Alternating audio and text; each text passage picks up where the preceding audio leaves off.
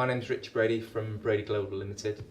We've actually just gone through a name change, so we've got 30 years of history as a traditional army surplus retailer, but the process that I've just been through has made me realise that the surplus industry is going to play less and less of a part.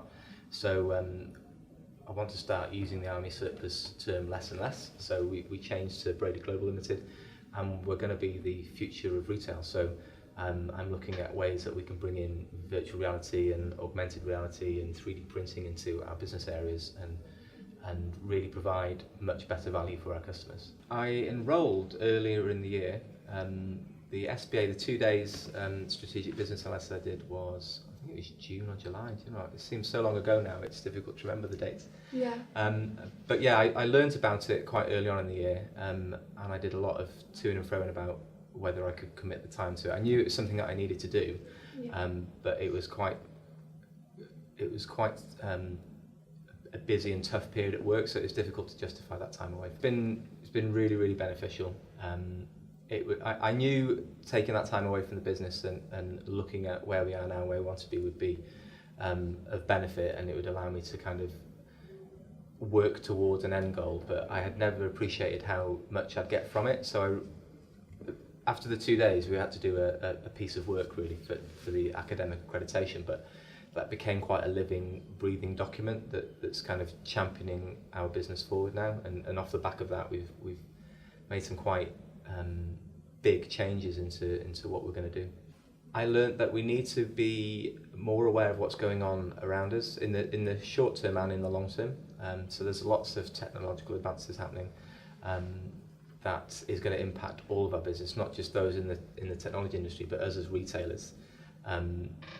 You can see over the sort of last 10 or 15 years how people's shopping habits have changed massively. They're hardly coming through your shop front door now, they're buying from their mobile devices in their pocket. And that's only going to increase. And I think one of the things that I've realised is that people are prepared to come and see you, but you have to provide an offering. You've got to be almost a destination first, and then that happens to sell something. So that's something that I'm quite excited about implementing. Because one of the things that I began to realise was that I don't appear to be engendering feedback from my team. So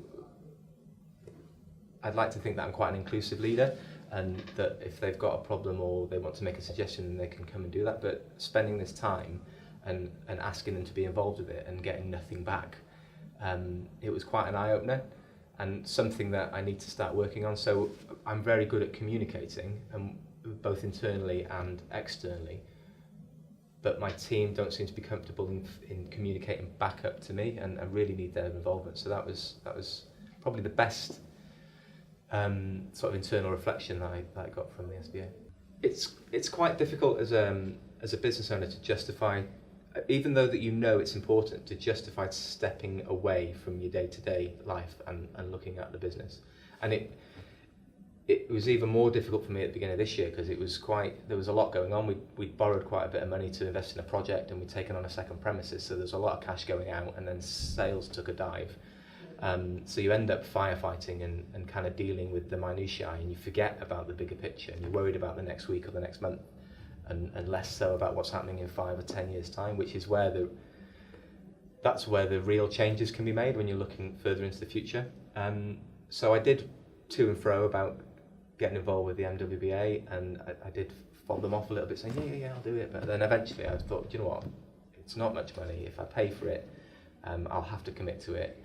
And I got involved, and we've already, just several months after completing it, we're already seeing massive benefits of going through that process. And the mentoring you get with it as well has been hugely beneficial. Lawrence has been there from day one, has taught me through it. I have a business coach anyway, and I implore anybody that's in business to take on a coach, but having another kind of impartial voice to kind of keep me in check was a huge benefit. So I had a real mix on my cohort. We had, I was probably one of the smallest companies really. There was another small family business there as well that were perhaps a couple of years behind maybe where we are.